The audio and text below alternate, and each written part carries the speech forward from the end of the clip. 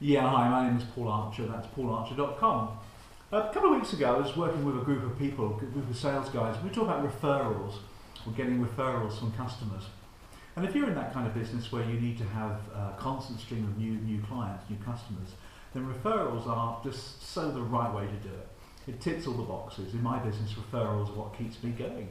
In fact, I probably get most of my new business from referrals from existing clients.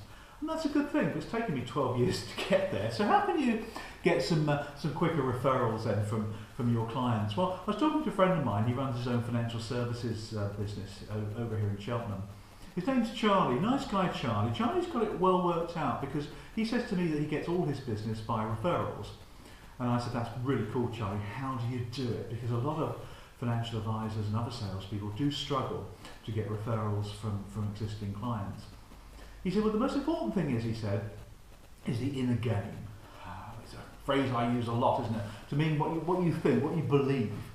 He said, you've got to believe in referrals being the right way to do business. You've got to justify it to yourself before you can even ask the customer.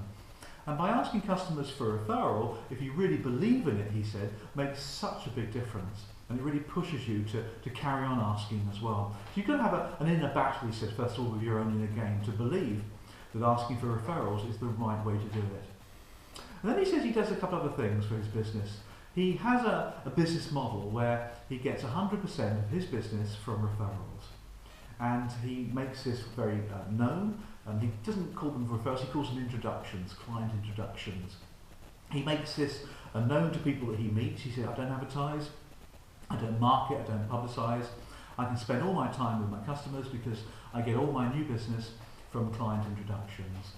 And then he targets himself for it as well. And he has metrics in his business. Just like, I have, so many pages, so many words I write a week, for example, as an author, how many calls I make to prospects and people that have been referred to me, and how many follow-up calls I make, how many articles I write, how many videos I have metrics for everything. Yes, is the way I work. A lot of businesses do that as well. He has a metric for client introductions, and he has a metric of 3 introductions a month, which doesn't look a lot, but that's enough for him. I can assure you of that. He aims to get 3 introductions per month from his existing client base. And if he does that, he succeeds in his metrics. If he doesn't do it, he fails.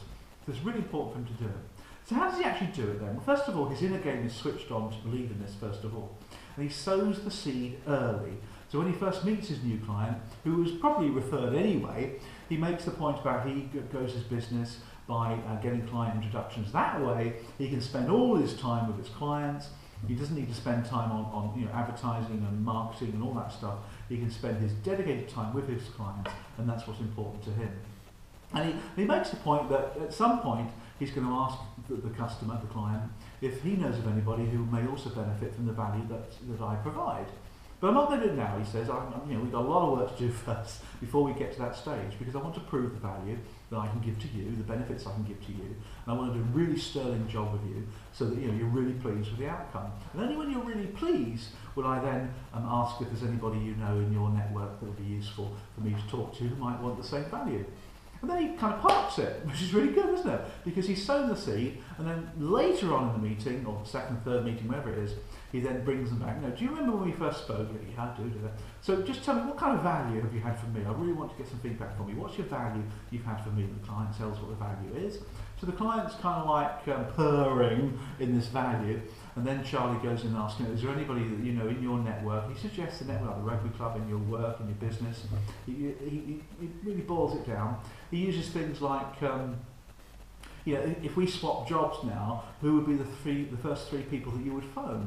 Which I think is really cool, isn't it? Really clever. He really goes for it. And then when he gets a name, he doesn't leave it at that. He gets the client to actually go and talk to the person and say that, Charlie's going to phone you or going to write to you. It's an introduction on the plate. In the old days, you knock on the door in the 19th century, and the butler would come to the door. Yes, who's calling, please?